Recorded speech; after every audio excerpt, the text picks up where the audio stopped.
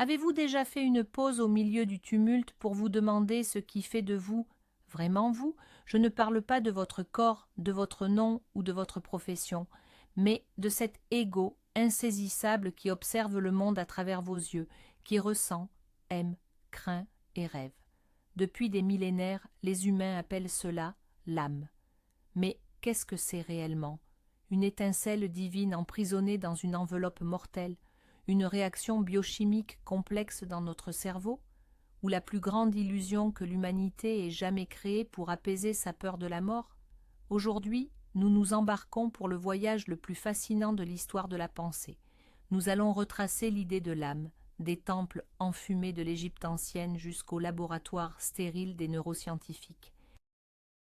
Nous allons confronter les plus grands philosophes, décortiquer les textes sacrés des religions mondiales et même tenter de peser l'âme sur les balances de la science.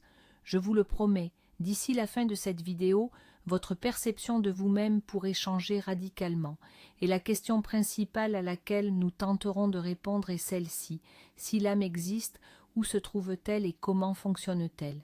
Préparez-vous, nous ouvrons le dossier du plus grand mystère de l'humanité. Avant de plonger dans l'abîme des théories, demandons-nous pourquoi cette question est si cruciale. L'idée de l'âme n'est pas qu'un jeu philosophique abstrait. C'est le fondement sur lequel se sont bâties des civilisations entières, des systèmes moraux, des lois et notre relation personnelle à la vie et à la mort. Presque toutes les cultures de la planète, des petites tribus de la jungle amazonienne aux plus grandes mégalopoles, possèdent leur propre conception d'un principe spirituel et immatériel chez l'être humain. Cette idée répond à nos peurs et à nos espoirs les plus profonds, la peur du néant, la peur que tout s'arrête simplement avec la mort, et l'espoir d'une justice, l'espoir que nos actions aient un poids et une signification au-delà de notre brève existence terrestre, l'espoir de retrouver ceux que nous avons aimés. En substance, la question de l'âme est une question de sens. Si nous ne sommes que des machines biologiques sophistiquées, notre vie a-t-elle un sens supérieur? Et si nous sommes plus que cela, quelles sont nos tâches et notre destinée? C'est pourquoi ce débat est si ardent et si éternel. C'est le lieu de la confrontation entre la foi et la raison, la science et la religion, l'espoir et le scepticisme le plus froid. Et en comprenant comment la perception de l'âme a évolué, nous serons en mesure de mieux comprendre non seulement l'histoire de l'humanité, mais aussi nous-mêmes. Notre voyage commence sur les rives du Nil, il y a plus de 4000 ans, au cœur de l'Égypte ancienne. Pour les Égyptiens, l'être humain était une entité complexe et multiple. La simple distinction entre le corps et l'âme n'était pas suffisante à leurs yeux. Ils croyaient en plusieurs composantes spirituelles. Les deux plus importantes étaient le Ka et le Ba. Imaginez le Ka comme la force vitale de l'individu, son double, qui naît avec lui et continue d'exister après la mort. C'était une forme d'énergie spirituelle qu'il fallait entretenir par des offrandes de nourriture et de boissons, même après le décès de la personne. C'est d'ailleurs pour le Ka qu'on construisait les tombes et qu'on y laissait tout le nécessaire pour la vie dans l'au-delà. Visuellement, on pourrait le représenter comme une silhouette translucide, épousant les contours de l'individu qui restait dans le tombeau. Quant au Ba, il est beaucoup plus proche de notre conception moderne de l'âme en tant que personnalité. C'est l'individualité unique de la personne, son caractère, son essence propre. Le Ba était représenté sous la forme d'un oiseau à tête humaine. De jour, le Ba pouvait quitter la tombe, voyager dans le monde des vivants, visiter les lieux familiers. Mais la nuit, il devait absolument réintégrer le corps, retrouver sa momie. C'est cette réunion du Ba et du Ka dans l'au-delà qui offrait l'espoir de la vie éternelle dans les champs d'Yalou, le paradis égyptien. C'est pourquoi la momification était si cruciale. Sans un corps préservé où le Ba pouvait revenir, la vie éternelle était inaccessible. Les Égyptiens n'opposaient pas l'âme et le corps de manière aussi tranchée que nous le ferons plus tard. Pour eux, c'étaient des parties interdépendantes d'un même ensemble, et l'une ne pouvait exister pleinement sans l'autre. Ce fut la première grande théorie sur l'existence post-mortem de l'histoire de l'humanité, une théorie qui a eu une influence considérable sur de nombreuses cultures ultérieures. Laissons l'Égypte derrière nous pour nous transporter en Grèce antique bien avant l'ère des grands philosophes comme Platon et Socrate. Ici, parmi les premiers penseurs, ceux que nous appelons les présocratiques, la notion d'âme ou psyché était intimement liée à la vie elle-même et à la nature. Ces penseurs cherchaient l'origine de toute chose, l'arché, et l'âme était pour eux la manifestation de ce principe fondamental au sein des êtres vivants. Prenons l'exemple du philosophe Anaximène. Il pensait que l'air était à la base de tout. Il observait le souffle qui s'échappe d'un mourant et en tirait une conclusion logique. L'âme n'est autre que l'air, la respiration. Tant que nous respirons, nous vivons. L'air enveloppe et maintient l'intégralité du cosmos, et de la même manière, notre âme soutient notre corps. Un autre grand penseur, Héraclite, célèbre pour sa maxime « tout coule, tout change », affirmait que le principe fondamental du monde était un feu éternel. L'âme était donc, elle aussi, de nature ignée. Les âmes les plus sages et les plus vertueuses étaient sèches, brûlantes. En revanche, les âmes des sots et des ivrognes étaient humides, le feu s'y étant presque éteint. Pour lui, l'âme était un processus dynamique et en constante mutation, et non une entité statique. Pythagore et ses disciples, que nous connaissons surtout grâce au théorème de géométrie, avaient une approche radicalement différente. Ils croyaient en l'immortalité de l'âme et en sa transmigration, la métempsychose. L'âme, selon eux, était impérissable et pouvait, après la mort du corps, se réincarner dans un autre corps, humain, animal ou même végétal. C'était une forme de punition ou de récompense liée à la vie antérieure. C'est pourquoi les pythagoriciens étaient végétariens, et si l'âme de votre défunt grand-père se trouvait dans cet agneau, leur doctrine était bien plus mystique et religieuse. Ainsi, chez les premiers Grecs, il n'y avait pas de consensus établi. L'âme était tour à tour le souffle, le feu, une harmonie invisible, ou une entité immortelle voyageant de corps en corps. Ces premières intuitions ont servi de terreau fertile, permettant l'émergence des grands systèmes philosophiques de Platon et d'Aristote. Et voici qu'entre en scène l'homme qui allait changer à jamais le cours de la philosophie occidentale, Platon. Si avant lui, les débats sur l'âme faisaient partie des réflexions sur la nature, Platon, lui, plaça l'âme au cœur de son grandiose système philosophique. Pour lui, l'âme n'était pas une simple force vitale, mais une essence immortelle, immatérielle et divine, temporairement emprisonnée dans le corps comme dans un cachot. Platon était un dualiste.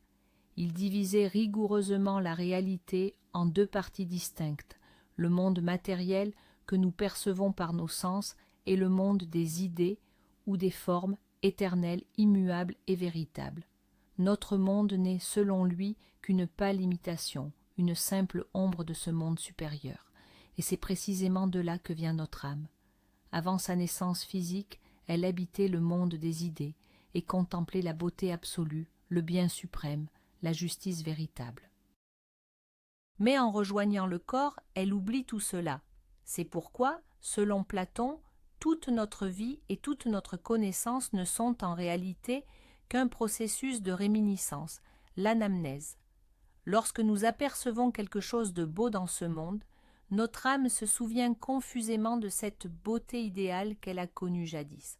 Pour expliquer la structure de l'âme, Platon a eu recours à la célèbre allégorie de l'attelage ailé. Imaginez, le cocher représente la raison, la partie rationnelle de notre âme.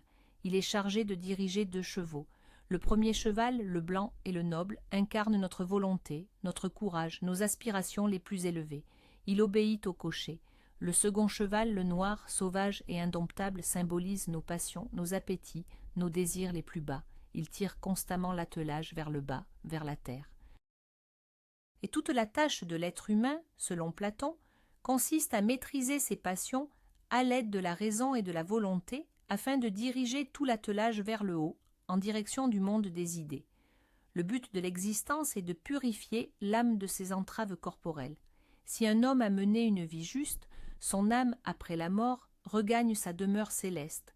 S'il a été l'esclave de ses passions, son âme est condamnée à la réincarnation, à une nouvelle naissance dans un nouveau corps, peut-être même celui d'un animal.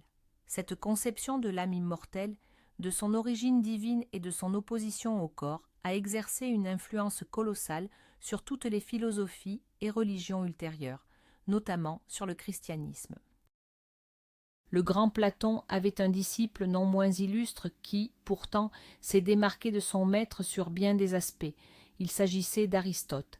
Si Platon était un idéaliste tourné vers le monde éthéré des idées, Aristote était un penseur plus terre-à-terre, un biologiste et un logicien. Il ne pouvait accepter l'idée que l'âme fût une sorte de pilote immatériel siégeant dans la machine qu'est le corps.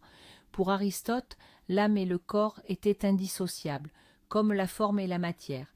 Il donnait un exemple simple. Si l'œil était un être vivant, son âme serait la vision. La vision ne peut être séparée de l'œil. De même, on ne peut séparer l'âme du corps. L'âme, selon Aristote, est l'entéléchie du corps. Ce terme est complexe, mais l'idée est simple. C'est la fonction, le principe d'organisation, ce qui fait d'un morceau de matière un organisme vivant et agissant. Il ne croyait pas en l'immortalité de l'âme individuelle au sens où l'entendait Platon. Si le corps meurt, alors sa forme, son âme cesse d'exister. Cependant, Aristote n'était pas si simpliste. Il distinguait trois niveaux, ou trois types d'âme. Le premier est l'âme végétative. Elle est présente chez tous les êtres vivants, y compris les plantes. Ses fonctions sont la nutrition, la croissance et la reproduction. Le deuxième niveau est l'âme sensitive, ou animale. On la trouve chez les animaux et chez les humains. Aux fonctions de l'âme végétative s'ajoute la capacité de sentir, de désirer et de se mouvoir. Et enfin, le niveau suprême, l'âme rationnelle. Elle n'existe que chez l'homme. Sa capacité unique est la pensée, la connaissance de la vérité. Et c'est là qu'Aristote fait une remarque très intéressante. Il affirme que la partie intellectuelle de l'âme, le nous, est peut-être quelque chose de divin et vient de l'extérieur. Et peut-être est-ce précisément cette partie supérieure et impersonnelle de la raison qui pourrait être immortelle. C'est un point très obscur de sa philosophie qui a engendré une quantité de débats pendant les 2000 années suivantes. Mais dans l'ensemble, pour Aristote, l'âme n'est pas une entité mystique, mais un principe de vie parfaitement naturel. Son approche a eu une influence majeure sur la biologie, la médecine, et fut plus tard, au Moyen Âge, adaptée par des théologiens chrétiens tels que Thomas d'Aquin. Après l'âge d'or de Platon et d'Aristote, la philosophie, d'abord grecque puis romaine, est entrée dans l'ère de l'hellénisme. Les vastes empires d'Alexandre le Grand, puis de Rome, ont brassé les cultures et les peuples. Dans ce monde nouveau, immense et souvent hostile, les gens ne se préoccupaient plus tant des questions abstraites sur le monde des idées que d'interrogations bien concrètes. Comment vivre? Comment atteindre le bonheur et l'impassibilité face à la souffrance et à la mort? Les deux principales écoles philosophiques de cette époque, le stoïcisme et l'épicurisme, ont apporté leurs propres réponses, notamment à travers leur conception de l'âme.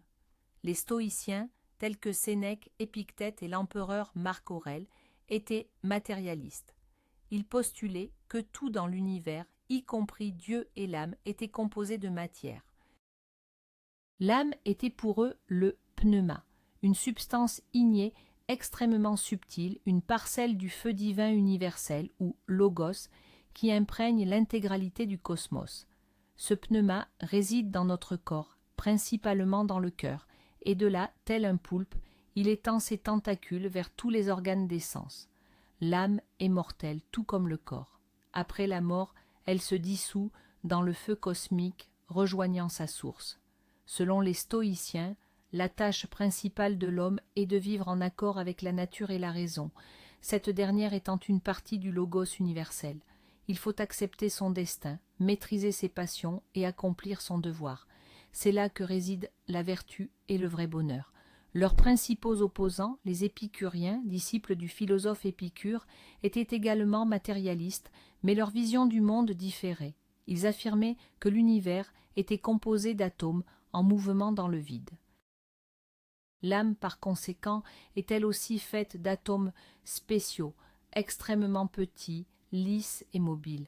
Ces atomes sont dispersés dans tout le corps et nous permettent de ressentir et de penser.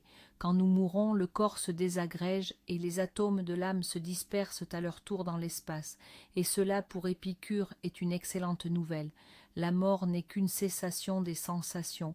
Il n'y a pas lieu de la craindre, car tant que nous sommes, la mort n'est pas là. Quand la mort est là, nous ne sommes plus. Le but de la vie n'est pas le service du devoir, mais l'atteinte de l'ataraxie, c'est-à-dire l'absence de trouble et la sérénité totale, obtenue par des plaisirs modérés et l'amitié. Ces deux philosophies offraient ainsi aux hommes un moyen de vivre une vie pleine de sens, sans la croyance en une immortalité personnelle, en s'appuyant uniquement sur la raison et la compréhension de la nature. Tandis qu'en Grèce et à Rome, les philosophes dissertaient sur la nature de l'âme, à l'autre extrémité du monde, l'Inde ancienne développait des doctrines radicalement différentes, mais d'une profondeur égale. Le fondement de la pensée hindoue repose sur les textes sacrés, les Védas, et leurs commentaires ultérieurs, les Upanishads. Le concept central qui en émerge est celui de l'Atman. L'Atman n'est pas simplement l'âme au sens occidental, c'est-à-dire une personnalité individuelle. Il s'agit du moi profond, éternel et immuable, l'essence véritable de tout être vivant. C'est l'étincelle divine qui réside en chacun de nous. Or, l'idée maîtresse, la plus révolutionnaire des Upanishads, est que cet Atman individuel est, par essence, identique au Brahman. Le Brahman, lui, est la réalité absolue et impersonnelle, le substrat de toute existence, l'âme de l'univers. La célèbre formule de l'hindouisme le résume « Tattvam Asi », ce qui signifie « tu es cela ». Autrement dit, ton moi véritable n'est autre que l'absolu lui-même. Imaginez l'océan qui représente le Brahman. Une simple goutte d'eau prélevée dans cet océan, c'est l'Atman. La goutte peut se croire séparée, mais elle est intrinsèquement la même eau que l'océan entier. Pourtant, nous n'en avons pas conscience. À cause de la Maya, l'illusion du monde matériel et de notre ignorance, nous nous identifions à notre corps, à notre esprit, à notre ego. Nous pensons « je suis mon corps, mes pensées, mes désirs ». C'est cette identification erronée qui devient la source de toute souffrance. C'est également elle qui, après la mort du corps, piège notre âme dans la roue du samsara, le cycle infini des naissances et des renaissances. Notre prochaine existence est déterminée par notre karma, la loi de cause à effet, qui est la somme de toutes nos actions, bonnes et mauvaises. Si vous avez mené une vie juste, vous renaîtrez peut-être à un statut supérieur. Si vous avez péché, vous pourriez vous réincarner en animal ou en insecte. La finalité ultime de la vie humaine dans l'hindouisme n'est cependant pas l'accès à un meilleur paradis ou une meilleure renaissance. Le but final est la moksha, la libération du cycle du samsara. Atteindre la moksha signifie réaliser pleinement l'identité entre son Atman et le Brahman, se dissoudre dans l'absolu et ainsi mettre fin au cycle de la souffrance. Ceci s'accomplit par le yoga, la méditation, l'ascèse et la connaissance.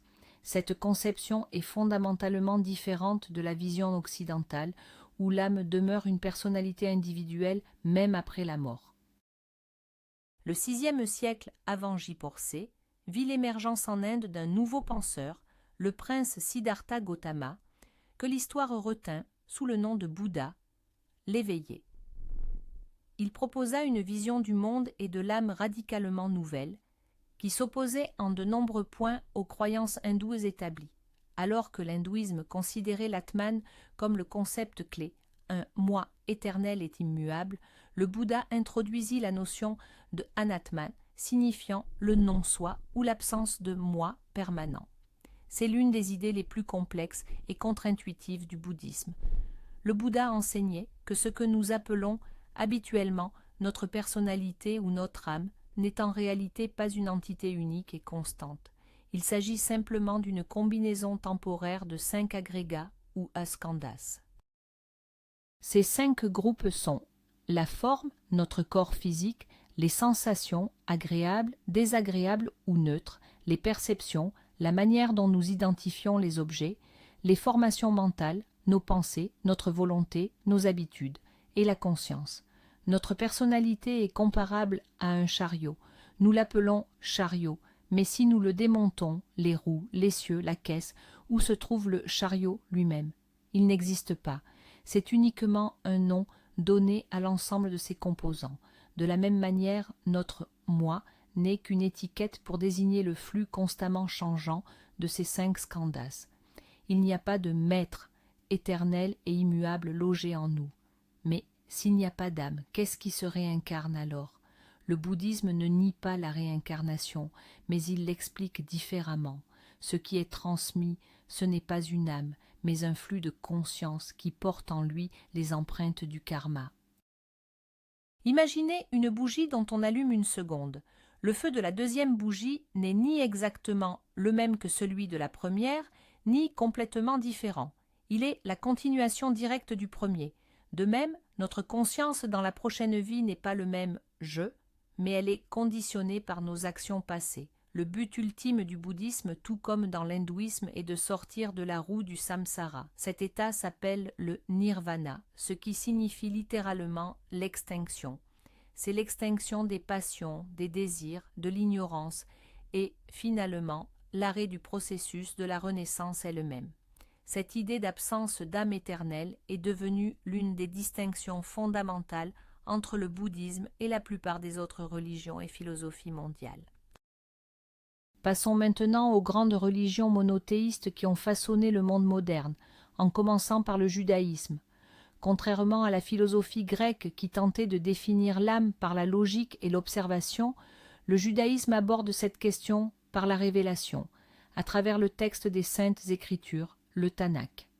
Dans la tradition juive, il n'existe pas de terme unique et simple pour désigner l'âme. Au lieu de cela, on utilise plusieurs notions qui décrivent ces différents niveaux et aspects.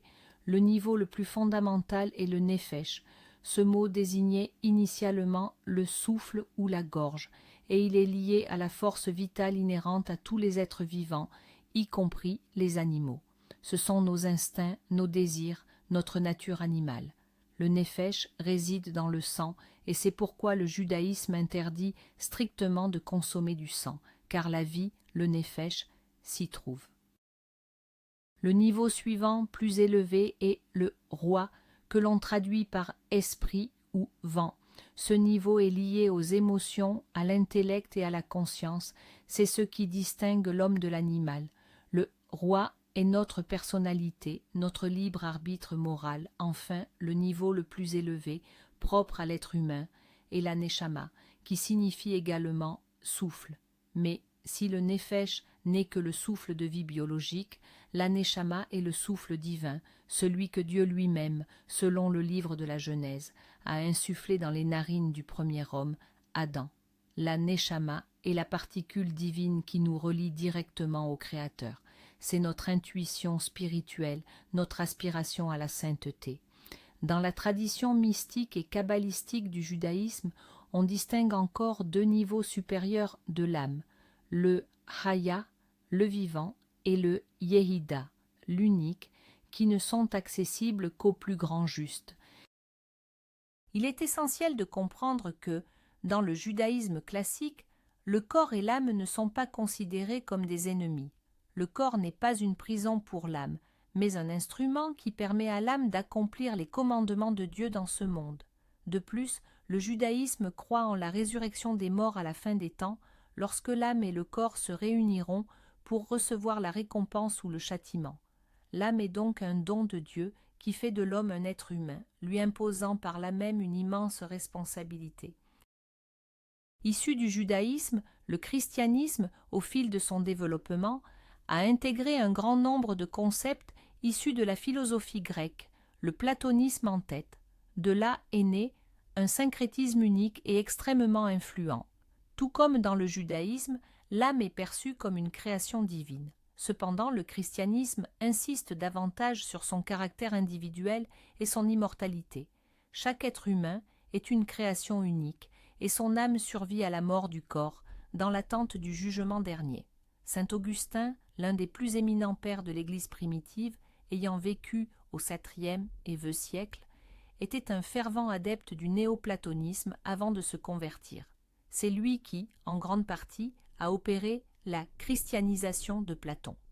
Pour Augustin, l'âme est définie comme une substance immatérielle, douée de raison et immortelle, qui se sert du corps mortel.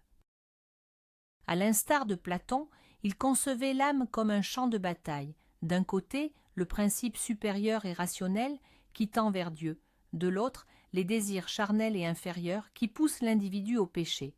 Mais ce qui n'était qu'une simple problématique philosophique chez Platon est devenu, pour Augustin, une question théologique fondamentale, celle du péché originel qui a irrémédiablement altéré la nature humaine. Selon Augustin, l'âme est créée à l'image et à la ressemblance de Dieu. Ses facultés supérieures, la mémoire, la raison et la volonté, constituent le reflet de la Sainte Trinité, le Père, le Fils et le Saint-Esprit. Le but de l'existence humaine est donc d'utiliser la foi et la grâce divine pour purifier son âme, soumettre sa propre volonté à celle de Dieu et ainsi atteindre le salut, c'est-à-dire la vie éternelle à ses côtés, au paradis. Ceux qui, à l'inverse, rejettent Dieu, condamnent leur âme au tourment éternel de l'enfer. Cette conception est devenue la doctrine dominante du christianisme occidental pendant des siècles. Elle souligne l'immense valeur de chaque âme humaine individuelle, une entité pour laquelle, selon l'Écriture, le Christ lui-même a consenti à mourir. L'idée de l'âme immortelle, de la responsabilité personnelle des actes et de la rétribution après la mort est ainsi devenue la pierre angulaire de la civilisation européenne, influençant profondément sa morale, son droit et son expression artistique. Au fil des siècles, en plein cœur du Moyen Âge, au XIIIe siècle, une figure monumentale fit son apparition, un moine dominicain, philosophe et théologien, dont l'influence sur la pensée catholique est comparable à celle de saint Augustin. Il s'agissait de Thomas d'Aquin. À cette époque, les œuvres oubliées d'Aristote firent leur grand retour en Europe, transmises par les savants arabes. Ce fut un véritable séisme intellectuel.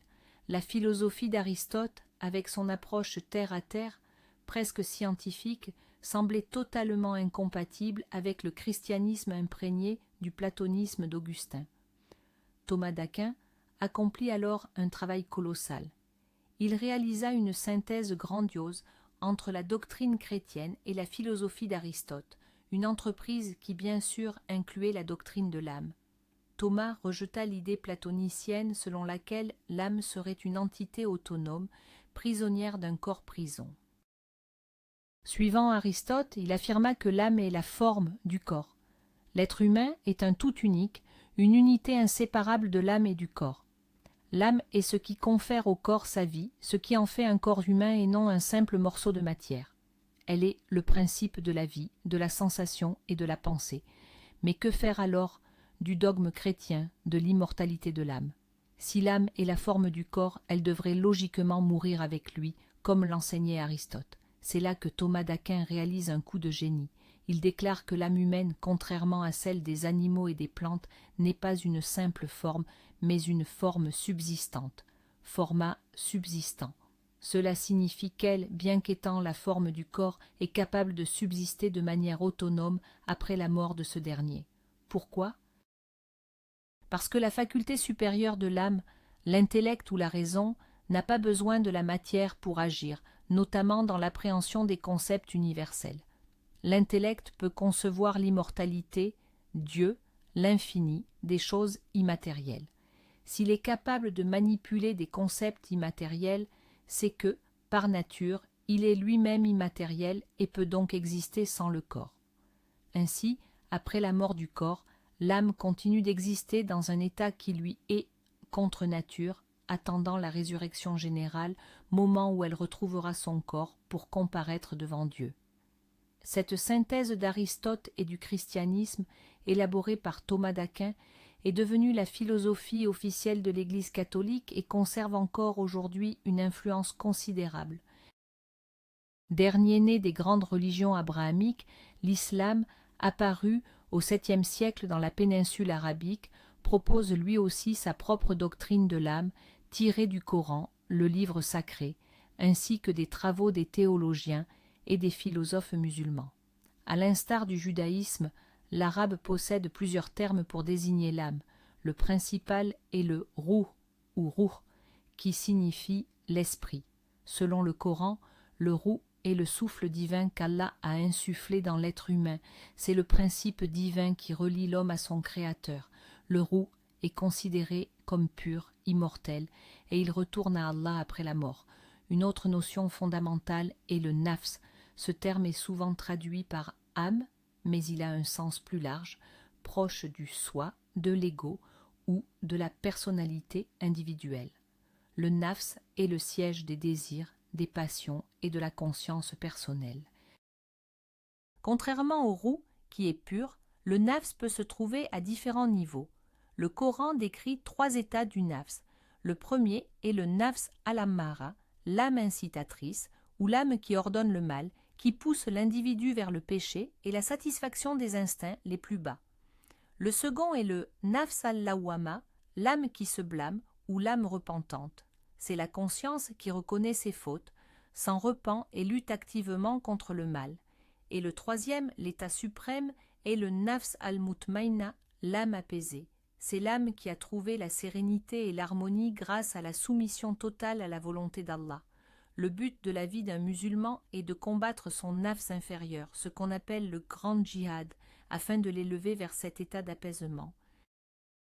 L'islam, tout comme le christianisme, croit fermement en l'immortalité de l'âme, au jour de la résurrection, au jugement dernier, au paradis et à l'enfer.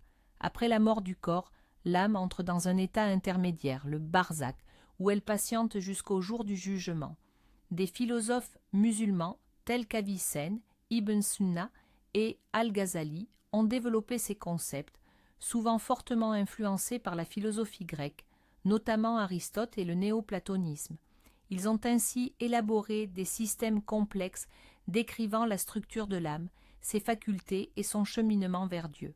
Ainsi, l'islam présente lui aussi la conception de l'âme comme un don divin qui définit l'essence humaine et impose à l'individu la responsabilité de sa vie terrestre.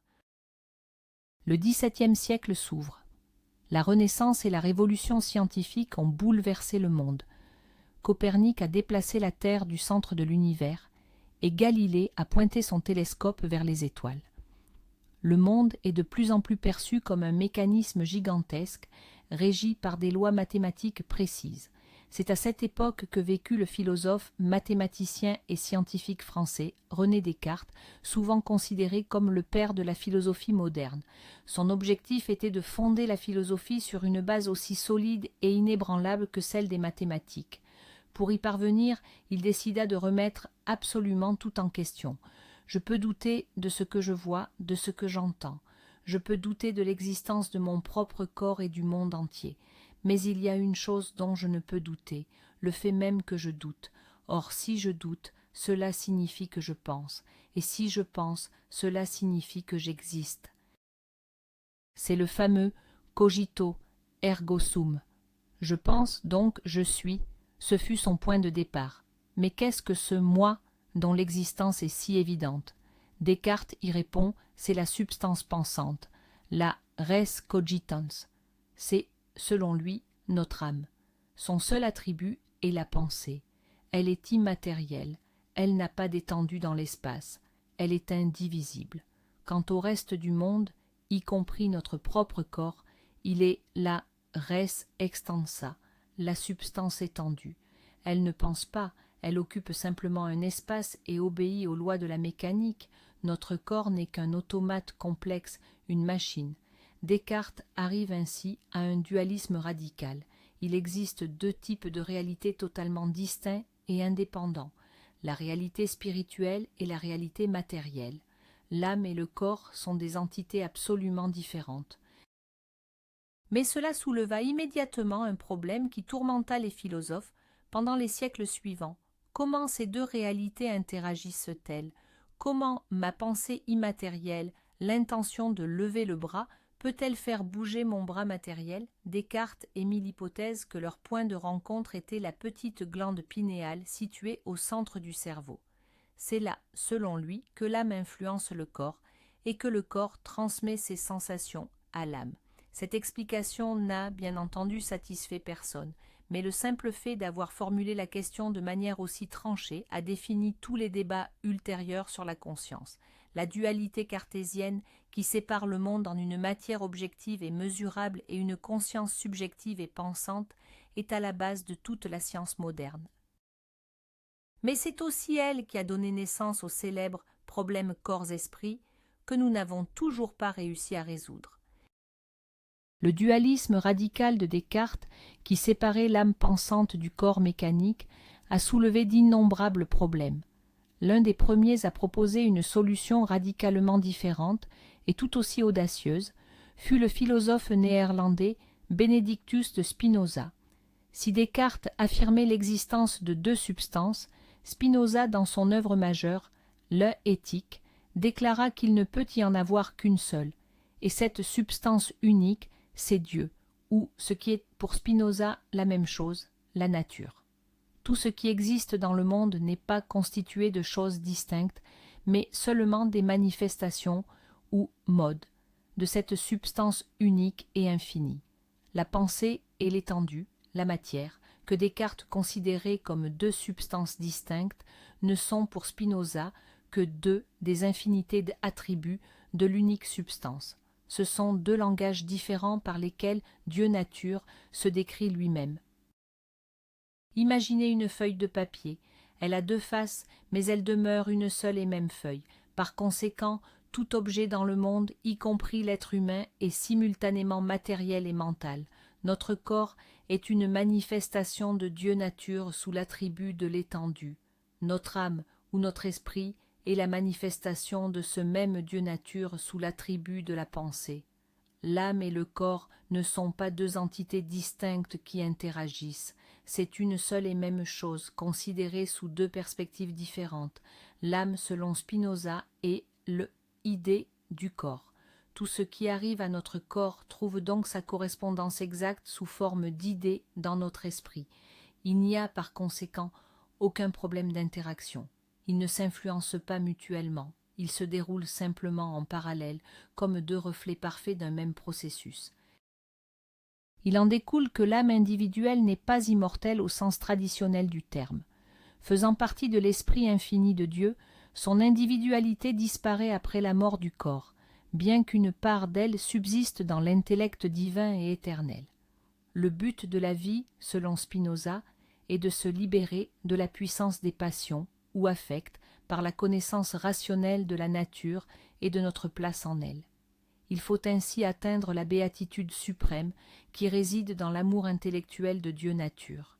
Cette doctrine, connue sous le nom de monisme, était si révolutionnaire pour l'époque que Spinoza fut accusé d'athéisme et de panthéisme. Elle a pourtant exercé une influence colossale sur la philosophie qui a suivi, touchant même des esprits scientifiques tels qu'Albert Einstein. Un autre grand rationaliste du XVIIe siècle, le philosophe et scientifique allemand Gottfried Leibniz, a proposé de son côté une vision du monde absolument singulière et sans doute la plus originale. Il rejetait à la fois le dualisme de Descartes et le monisme de Spinoza. Selon Leibniz, le fondement du monde n'était ni la matière ni l'esprit tels qu'on les concevait traditionnellement, mais une infinité d'entités simples, indivisibles et immatérielles qu'il baptisa monades. Les monades sont en quelque sorte les atomes spirituels dont l'univers entier est tissé. Chaque monade est un centre vivant de force et d'activité. Crucialement, les monades n'ont pas de fenêtre, elles ne peuvent interagir ou s'influencer directement. Chacune est repliée sur elle-même et évolue uniquement selon son propre programme interne.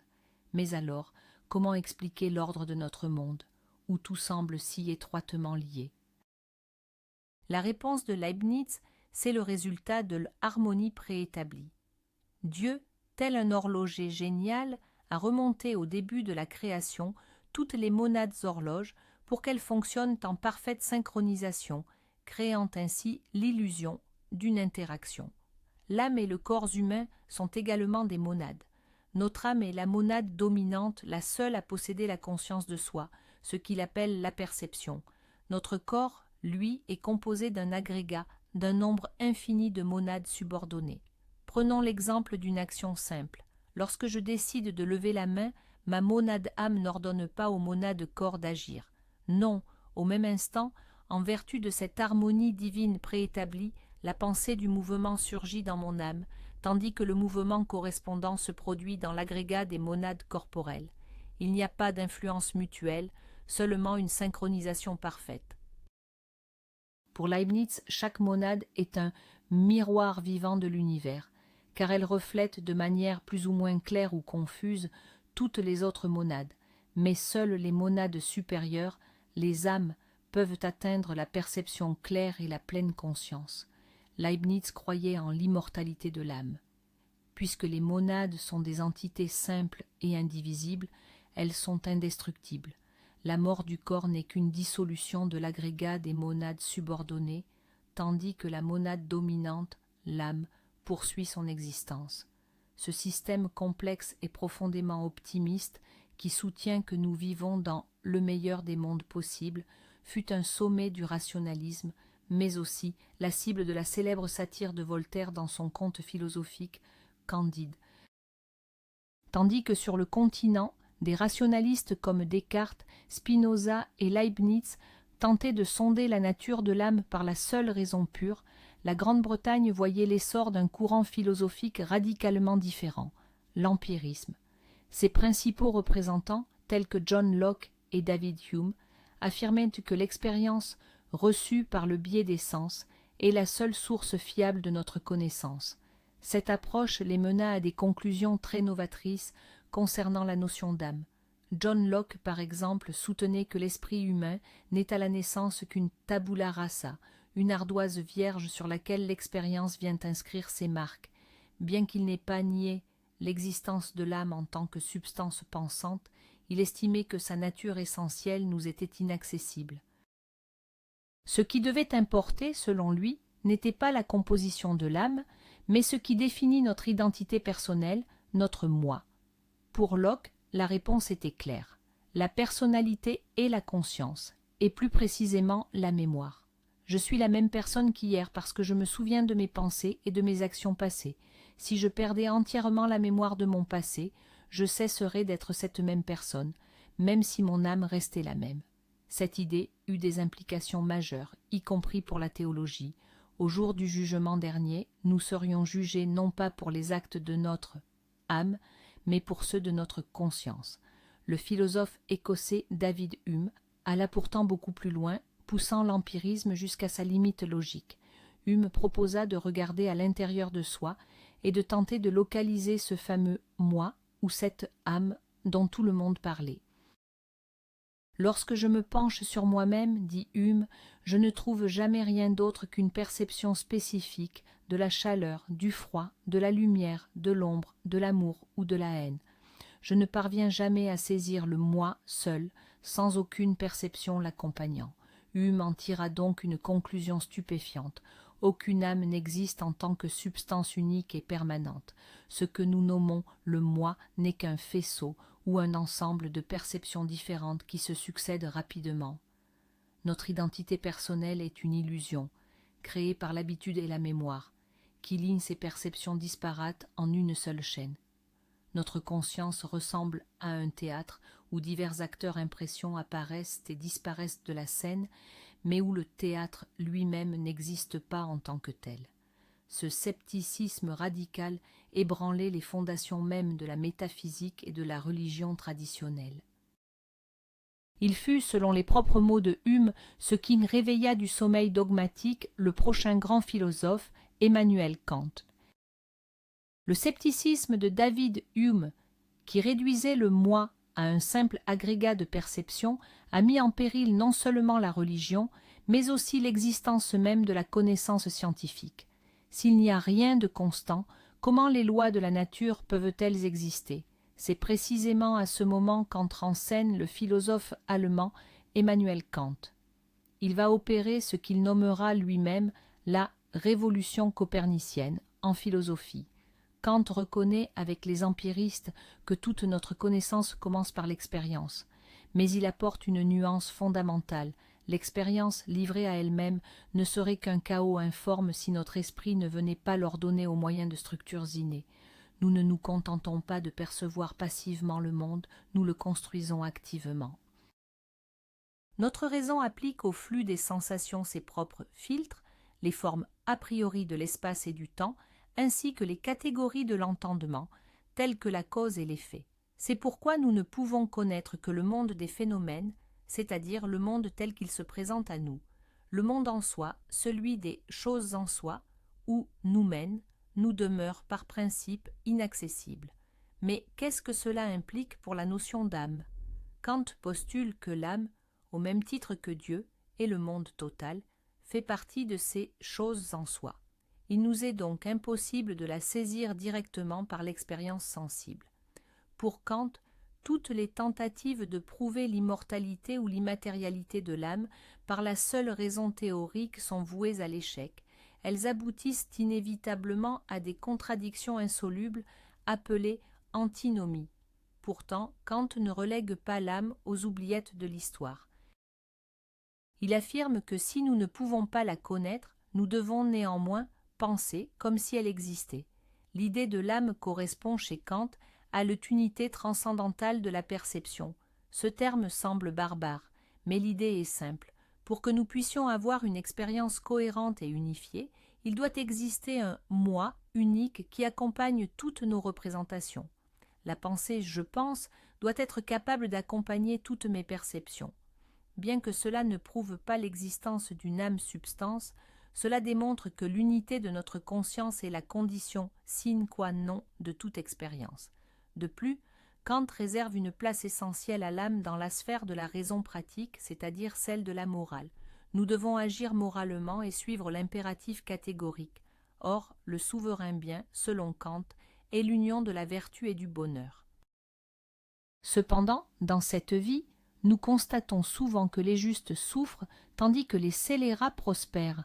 Par conséquent, pour que la morale ait un sens, nous devons postuler, c'est-à-dire admettre par un acte de foi l'immortalité de l'âme et l'existence de Dieu. Ces postulats garantissent que, dans l'au-delà, la justice pourra triompher et la vertu sera récompensée par le bonheur. Ainsi, l'âme pour Kant n'est pas un objet de connaissance. Elle devient plutôt un postulat nécessaire de la foi et une idée régulatrice indispensable à la raison. Après Kant, la philosophie allemande est entrée dans sa phase la plus ambitieuse et la plus complexe, l'ère de l'idéalisme allemand. Ses principaux représentants, Fichte, Schelling et bien sûr Georg Wilhelm Friedrich Hegel, ont cherché à dépasser la séparation kantienne entre le monde des phénomènes et le monde des choses en soi. Ils affirmaient qu'un unique principe spirituel se trouvait au fondement de toute chose, principe qu'ils nommaient de diverses manières, le moi absolu, l'absolu, mais le plus souvent l'esprit absolu ou l'idée. Toute l'histoire du monde, selon Hegel, est le processus d'autoconnaissance et d'autodéveloppement de cet esprit absolu. Cet esprit passe par 3 stades principaux. D'abord, il existe sous sa forme pure, comme l'idée logique, c'est l'objet de sa science de la logique. Ensuite, il se aliène lui-même, passant à son contraire la nature, ce qui est traité dans sa philosophie de la nature. Enfin, il revient à soi à un niveau nouveau et supérieur, dans la conscience humaine, la société, l'État, l'art, la religion et la philosophie. C'est la 3e et plus haute étape, l'esprit absolu, l'objet de la philosophie de l'esprit. Et c'est précisément dans le cadre de ce dernier stade que Hegel aborde l'âme humaine. Pour lui, l'âme n'est pas une substance individuelle et close sur elle-même, comme chez Descartes ou Leibniz. L'âme est le tout premier palier, le degré le plus bas du développement de l'esprit subjectif. C'est une conscience qui n'est pas encore pleinement développée. Hegel décrit une anthropologie où l'esprit est pour ainsi dire endormi, intimement lié à la nature, au corps.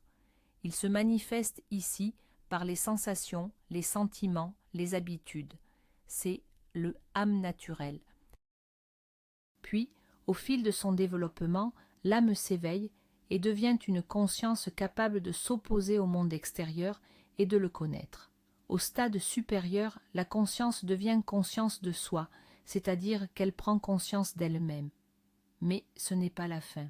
Selon Hegel, la conscience de soi individuelle doit traverser la lutte pour la reconnaissance, la célèbre dialectique du maître et de l'esclave. pour finalement se reconnaître comme partie intégrante d'un esprit objectif plus vaste, la famille, la société, l'État, et, in fine, à travers l'art, la religion et la philosophie, l'esprit humain découvre son identité avec l'esprit absolu. Ainsi, chez Hegel, l'âme individuelle perd son autosuffisance. Elle n'est importante que comme étape nécessaire, comme vecteur par lequel l'esprit mondial parvient à l'autoconnaissance. C'est un système grandiose et englobant où tout est lié à tout et où l'histoire de l'humanité possède sa propre logique et sa propre finalité.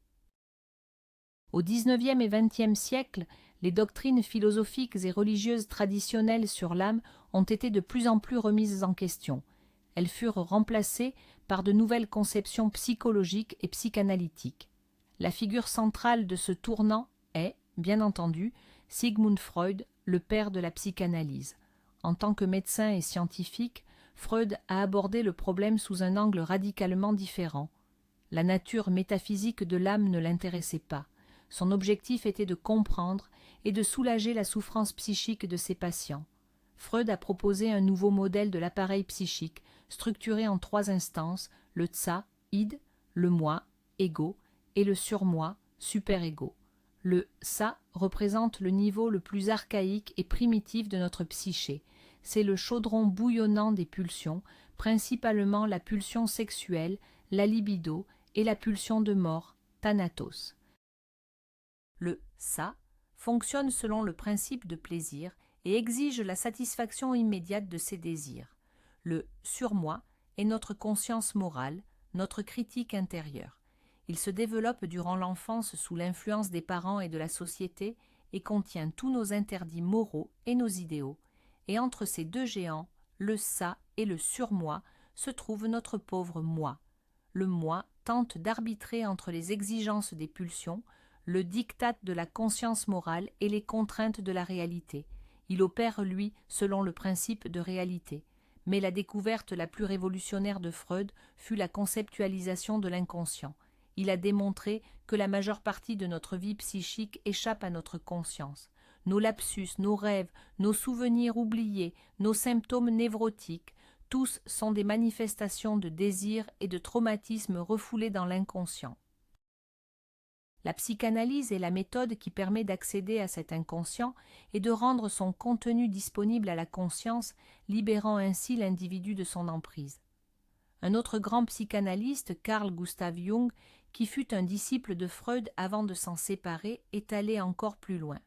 Il postula qu'au-delà de l'inconscient personnel, composé de nos expériences refoulées, il existe un inconscient collectif. Il s'agit d'une strate psychique commune à toute l'humanité, contenant l'expérience de toutes les générations précédentes. Cette expérience s'exprime par des archétypes, des images et des symboles universels que l'on retrouve dans les mythes, les contes et les rêves de tous les peuples. Par exemple, l'archétype du héros, du sage, de l'ombre, de l'anima et de l'animus. Pour Jung, le processus d'individuation, c'est-à-dire le devenir d'une personnalité complète et intégrée, réside dans la réconciliation du conscient et de l'inconscient, et dans le dialogue avec ses archétypes. En substance, l'inconscient collectif jungien est devenu une sorte d'analogue psychologique moderne des anciennes conceptions de l'âme du monde. Le XXe siècle fut marqué par 2 guerres mondiales, l'effondrement des empires et une crise profonde des valeurs traditionnelles. C'est dans cette atmosphère qu'est née une nouvelle philosophie, l'existentialisme. Des penseurs comme Jean-Paul Sartre, Albert Camus et Martin Heidegger se sont détournés des substances abstraites ou de l'esprit universel. Ils se sont focalisés sur l'être humain concret, vivant, souffrant et mortel. Pour les existentialistes, le concept même de âme, dans son sens classique, perd toute pertinence.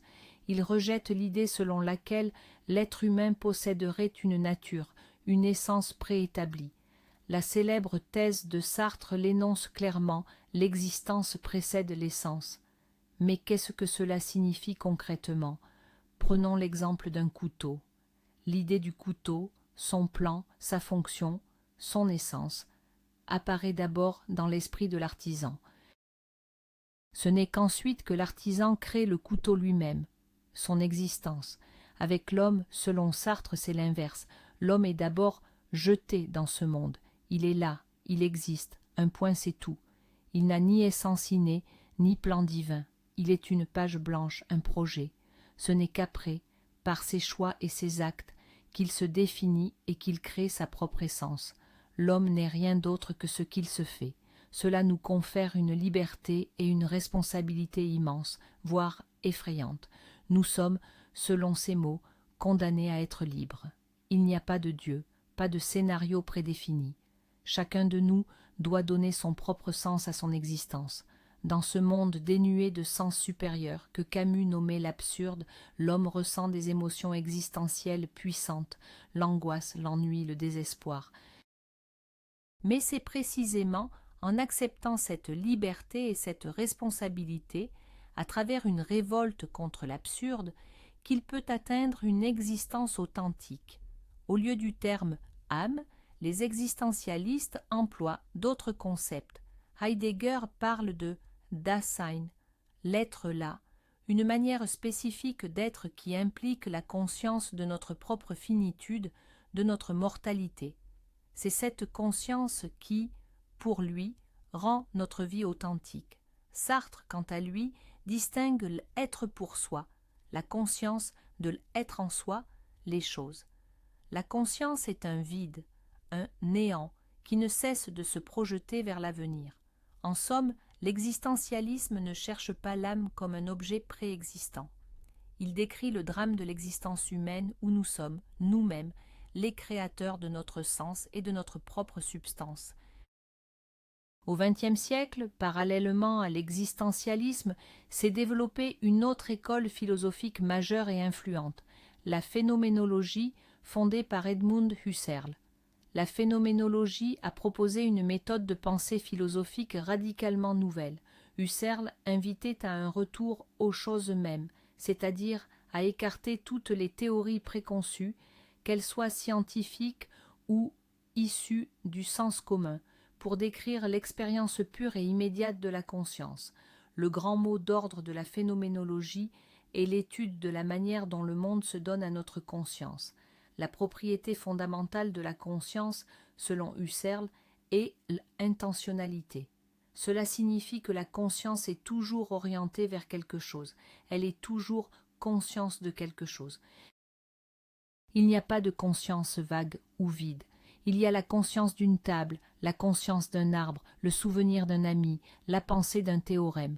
La conscience n'est pas une boîte fermée sur elle-même, mais une activité constante tournée vers l'extérieur. La méthode phénoménologique exige que nous accomplissions le nepoche, ou mise entre parenthèses.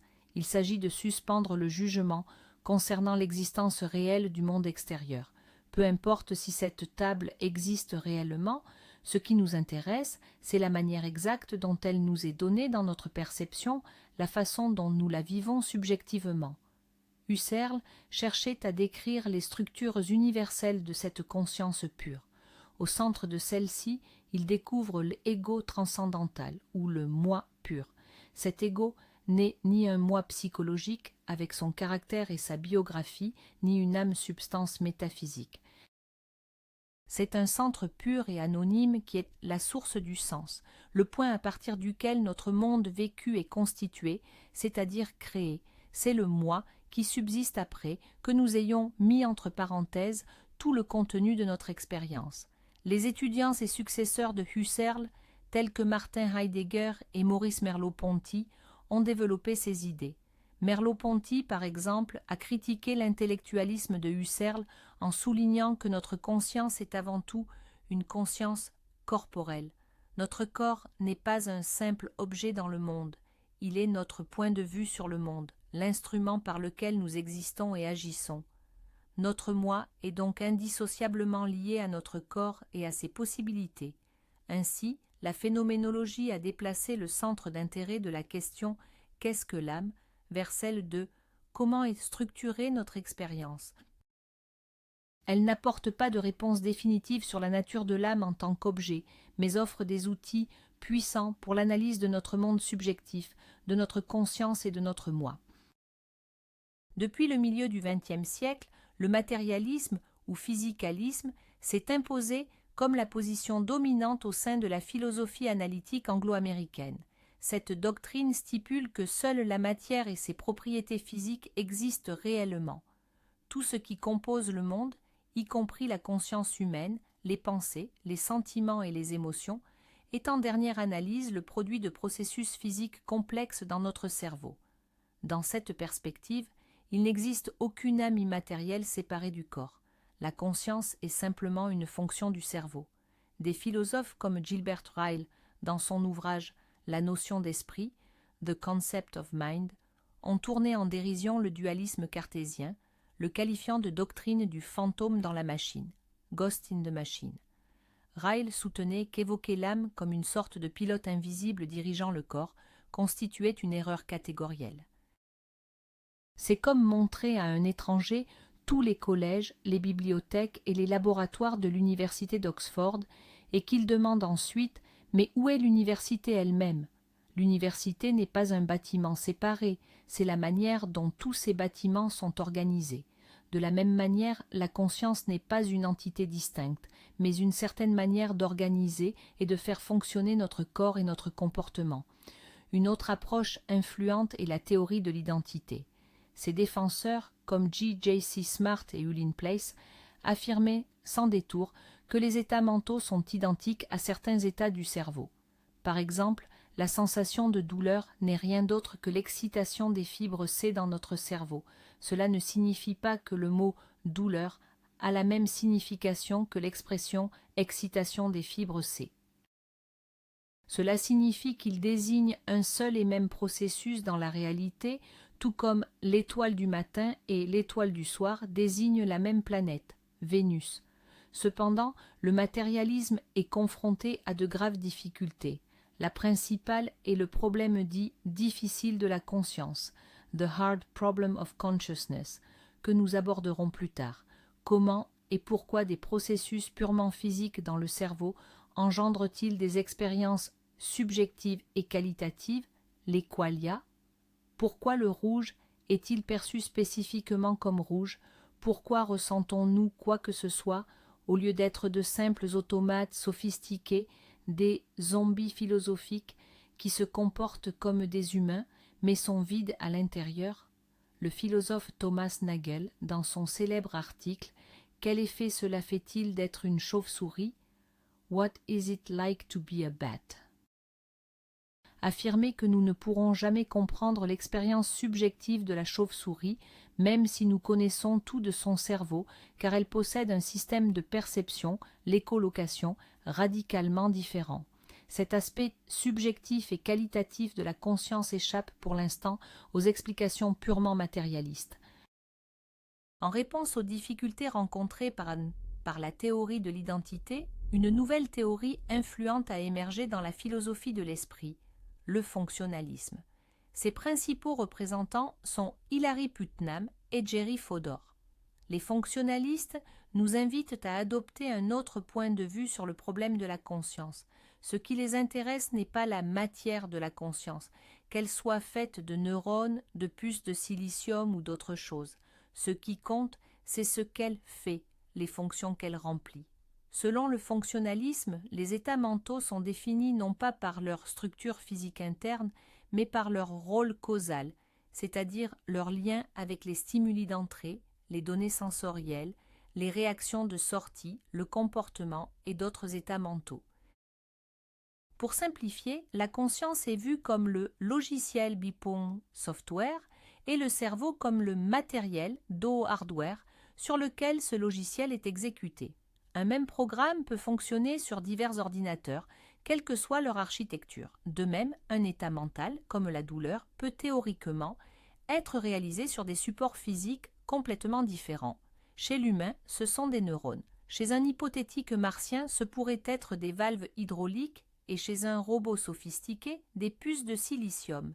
Si un système donné remplit la même fonction que la douleur dans notre propre système, déclenchée par un dommage, entraînant le désir d'éviter la source du dommage, des cris, et ainsi de suite, alors ce système éprouve la douleur, peu importe sa composition.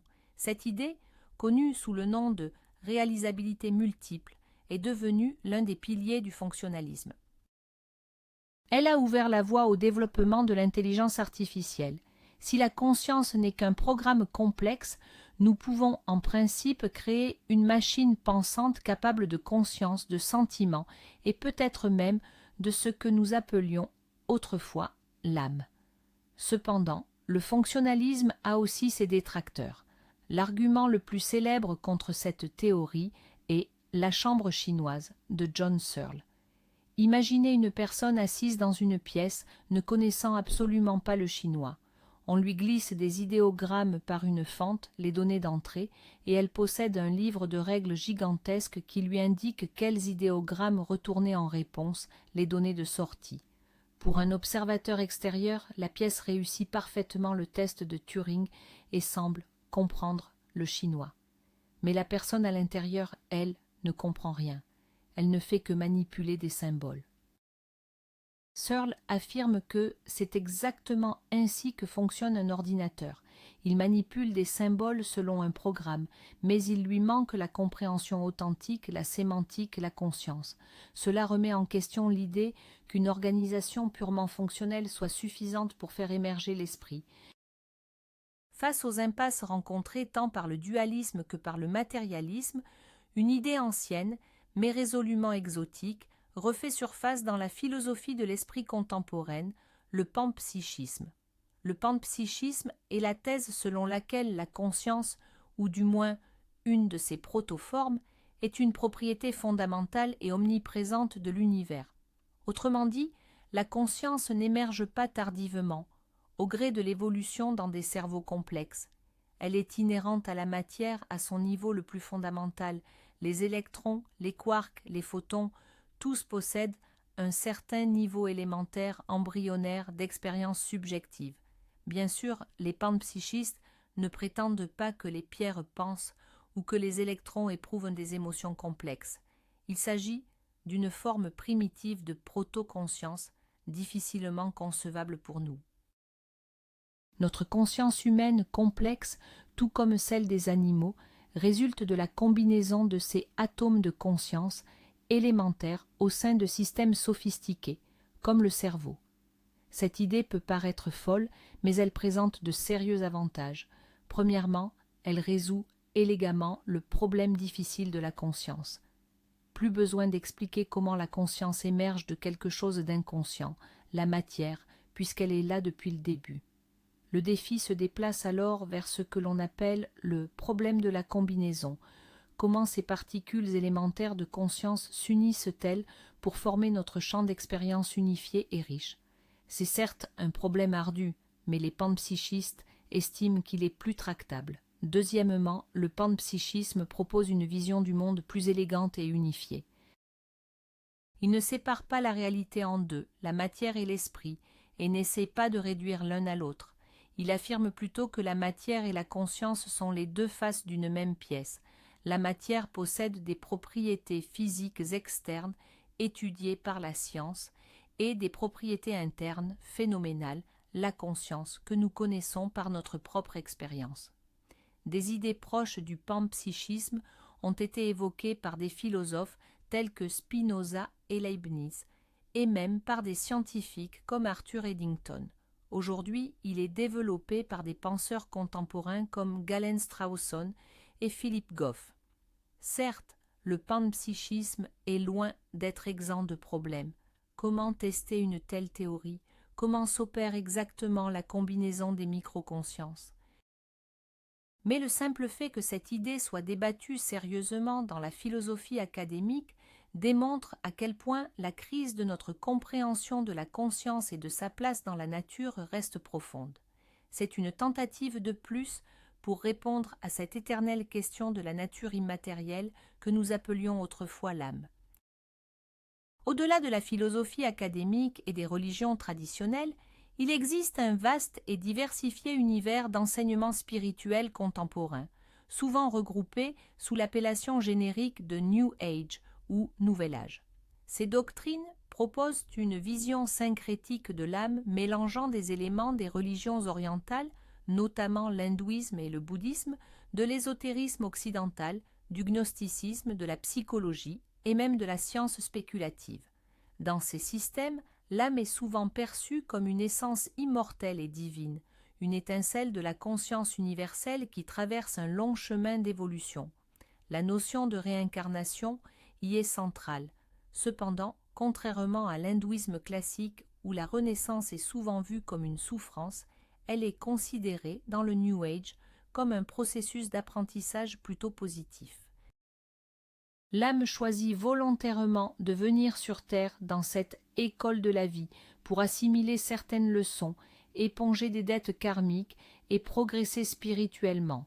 Avant sa naissance, l'âme sélectionne elle-même ses parents, son pays et les circonstances principales de son existence qui favoriseront au mieux son développement. La vie est perçue comme un voyage rempli de défis et d'opportunités de croissance. La mort n'est pas une fin, mais une simple transition, un retour au foyer, dans le monde spirituel, où l'âme analyse l'existence passée, se repose et se prépare pour sa prochaine incarnation. Ces enseignements évoquent souvent les âmes sœurs ou les familles d'âmes, des groupes d'entités qui s'incarnent ensemble vie après vie. Elles jouent des rôles variés, amis, ennemis, amants ou parents, afin de s'entraider dans leur évolution respective. Une grande importance est accordée à des notions telles que le moi supérieur, notre véritable essence divine, avec laquelle nous pouvons nous connecter par la méditation, l'intuition ou les rêves.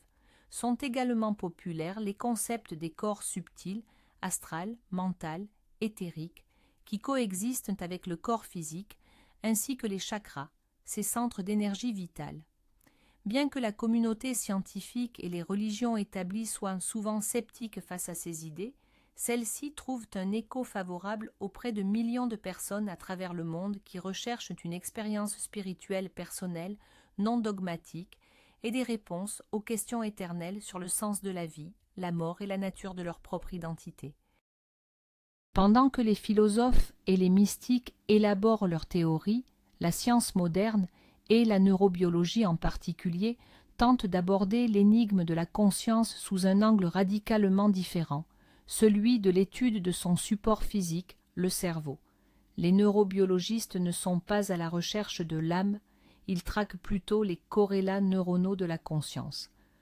Autrement dit, leur objectif est d'identifier l'ensemble minimal de processus neuronaux qui est à la fois nécessaire et suffisant pour l'émergence d'une expérience subjective spécifique, grâce à des technologies comme l'imagerie par résonance magnétique fonctionnelle, l'IRMF et l'électroencéphalographie, l'EEG. Les scientifiques peuvent observer en temps réel les régions du cerveau qui s'activent lorsque nous pensons, ressentons, voyons ou prenons des décisions.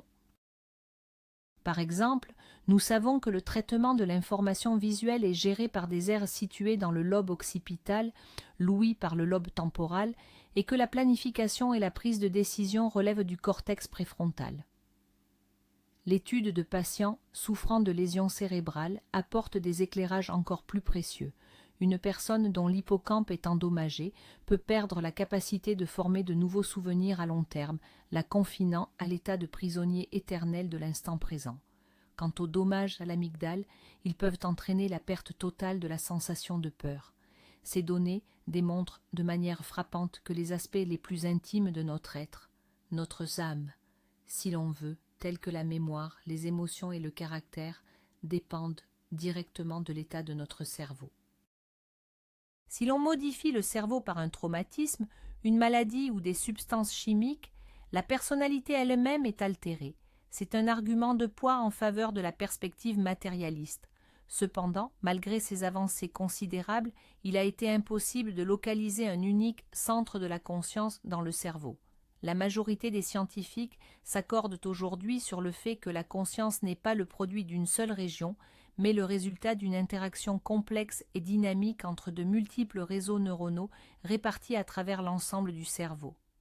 Des théories, comme la théorie de l'information intégrée de Giulio Tononi, tentent de décrire mathématiquement comment un système peut engendrer la conscience, en la liant à sa capacité à intégrer l'information. Mais la question essentielle demeure. Même si nous parvenions à identifier les corrélats neuronaux exacts pour chacune de nos expériences, cela n'expliquerait toujours pas pourquoi ces processus neuronaux s'accompagnent, tout court, de la moindre expérience subjective. Cela nous laisse face à ce qu'on appelle toujours la difficile problème de la conscience. Pour trouver une explication aux aspects les plus mystérieux de la conscience, certains scientifiques et philosophes se tournent vers un autre domaine tout aussi énigmatique, la mécanique quantique. Cette théorie décrit le comportement du monde à l'échelle microscopique, atomes et particules élémentaires, et ces lois diffèrent radicalement de la physique classique que nous connaissons.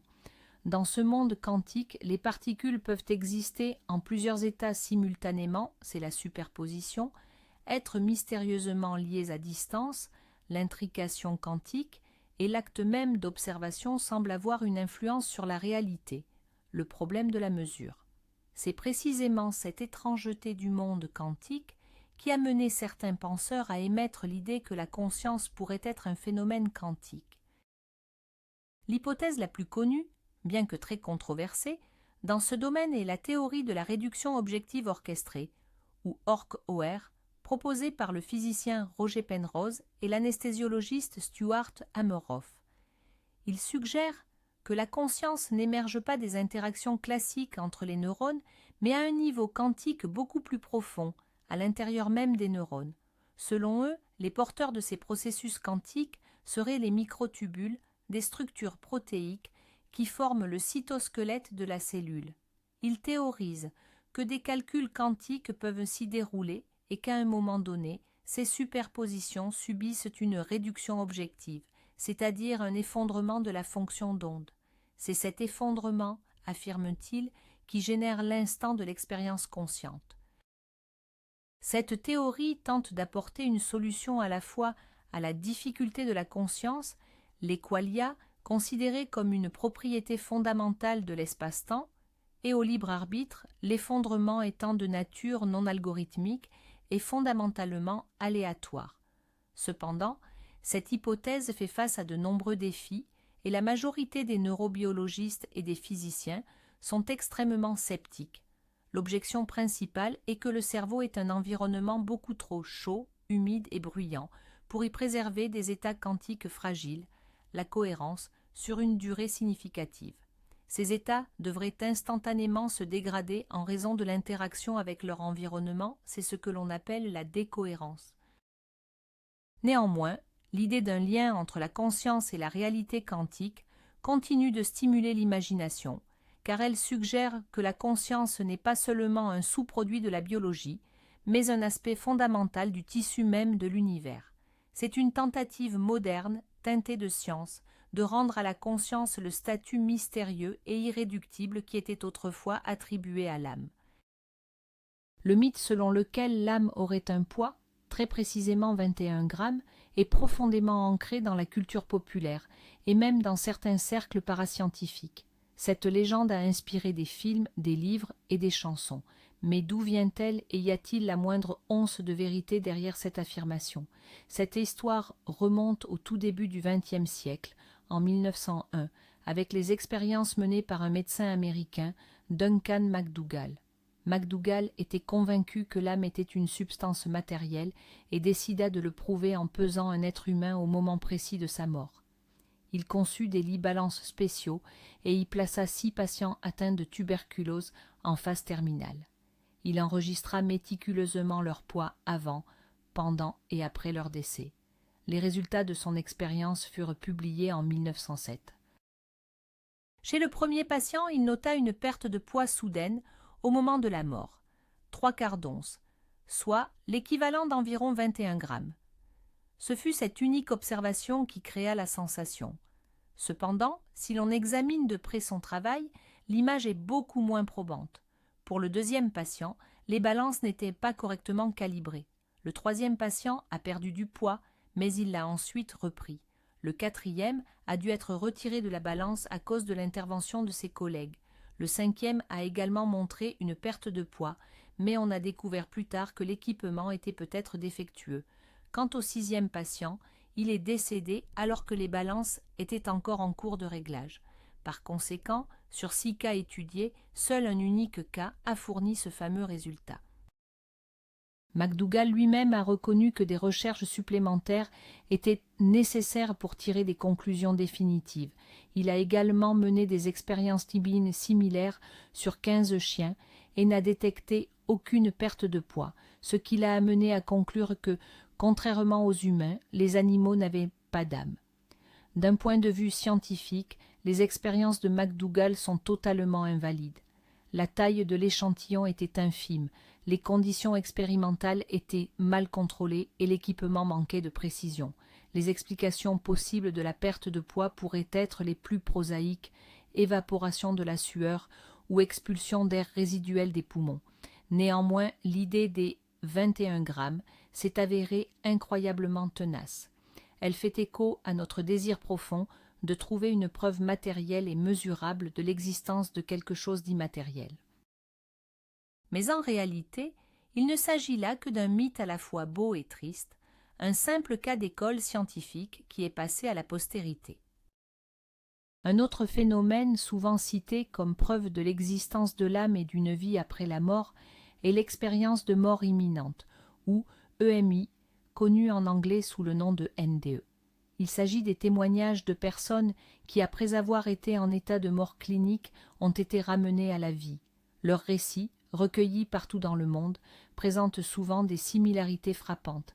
Elles décrivent une sensation de sortie du corps où elles se voient elles-mêmes et les médecins d'un point de vue extérieur, souvent en flottant près du plafond. Ensuite vient le voyage à travers un tunnel sombre, au bout duquel brille une lumière intense mais jamais aveuglante. Beaucoup évoquent une rencontre avec cette lumière qu'ils décrivent comme un être rempli d'amour inconditionnel et de pardon. Il y a souvent des retrouvailles avec des proches décédés ou avec des guides spirituels lumineux. Leur vie entière peut alors défiler devant leurs yeux. Ce n'est pas qu'une simple série d'images, mais une profonde évaluation de leurs actions, jugées selon l'impact qu'elles ont eu sur autrui. Beaucoup reviennent de cette expérience avec l'intime conviction que la vie ne s'arrête pas à la mort et sont totalement libérés de toute peur face à celle-ci. Pour les croyants et les adeptes des courants ésotériques, le mythe est la preuve directe que la conscience ou l'âme peut exister indépendamment du corps physique. La science toutefois propose des explications bien plus prosaïques. Les sceptiques soutiennent que toutes ces sensations ne seraient que le résultat de processus extrêmes qui se déroulent dans un cerveau mourant. Par exemple, la vision en tunnel pourrait être provoquée par l'hypoxie, un manque d'oxygène dans le cortex visuel. Le sentiment d'euphorie et d'amour serait lié à la libération d'endorphines et d'autres neurotransmetteurs. Quant à la décorporation, elle pourrait provenir d'un dysfonctionnement de la jonction temporo-pariétale, la zone qui gère notre schéma corporel, et les visions et les rencontres avec les proches ne seraient que des hallucinations complexes générées par le cerveau mourant qui active des archétypes culturels et religieux profonds. Le débat entre ces deux visions est loin d'être clos.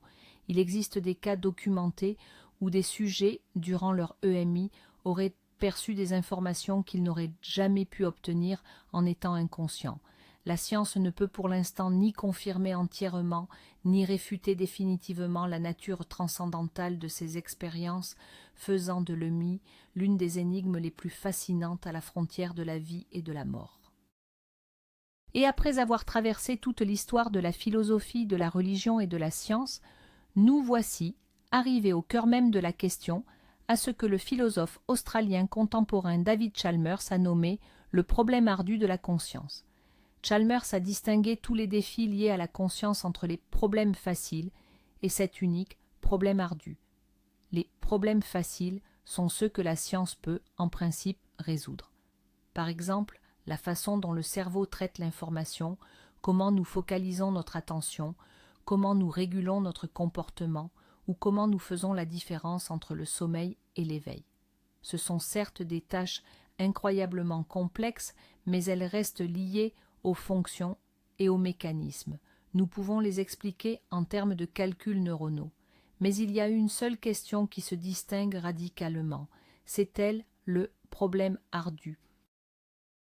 La question est la suivante. Pourquoi l'expérience subjective existe-t-elle tout simplement? Pourquoi l'exécution de toutes ces fonctions cérébrales s'accompagne-t-elle d'une expérience interne, qualitative et phénoménale? Pourquoi ne sommes-nous pas des zombies philosophiques, des êtres qui se comportent exactement comme des humains, qui parlent, rient et pleurent, mais qui sont absolument vides à l'intérieur, sans aucune sensation ni ressenti?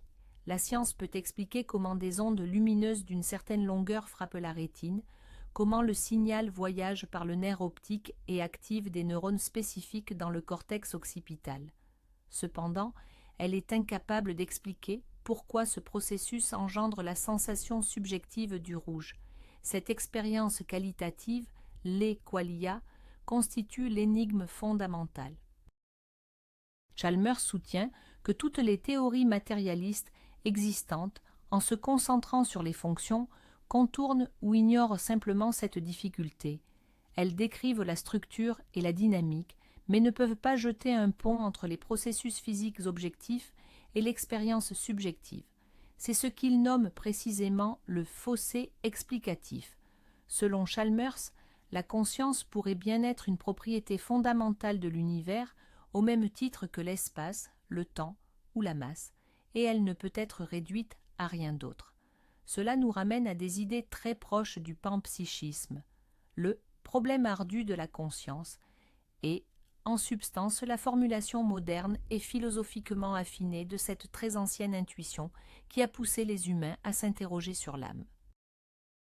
L'intuition selon laquelle notre moi intérieur, notre monde d'expérience, est quelque chose d'absolument unique et d'irréductible à la simple mécanique du monde matériel. Et tant que la science n'aura pas répondu à cette question, le mystère de l'âme continuera de captiver l'humanité. Nous arrivons au terme de cette exploration grandiose.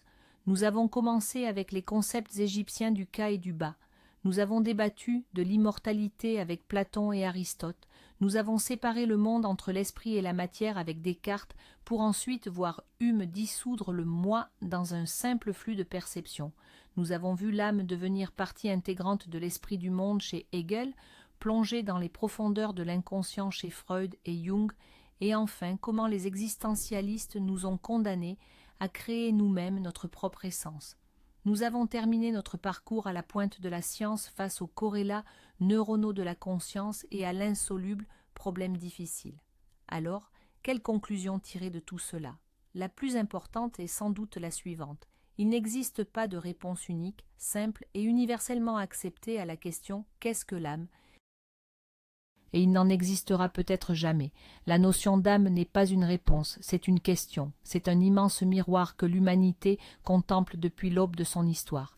Et dans ce miroir, au fil des époques, elle a vu des choses très différentes. L'étincelle divine, le principe de vie, la raison pure, un faisceau de perception, un programme complexe ou une propriété fondamentale de l'univers. La quête de l'âme est, en réalité, la quête de nous-mêmes. C'est la recherche d'un sens à notre courte existence au sein d'un univers hostile ou indifférent. Et peut-être que cette quête elle-même, cette aspiration infatigable à regarder au-delà du matériel, est la manifestation la plus profonde et la plus spirituelle de la nature humaine. Merci d'avoir parcouru ce long chemin de pensée avec nous. Si ce voyage dans les labyrinthes de la pensée vous a intéressé, n'hésitez pas à nous soutenir avec un like et abonnez-vous à la chaîne pour ne manquer aucune de nos prochaines explorations des grands mystères. Et voici la question principale que nous vous posons. Selon vous, qu'est-ce que l'âme? Une étincelle divine, une illusion complexe du cerveau ou quelque chose de totalement différent? Partagez votre théorie dans les commentaires, discutons-en.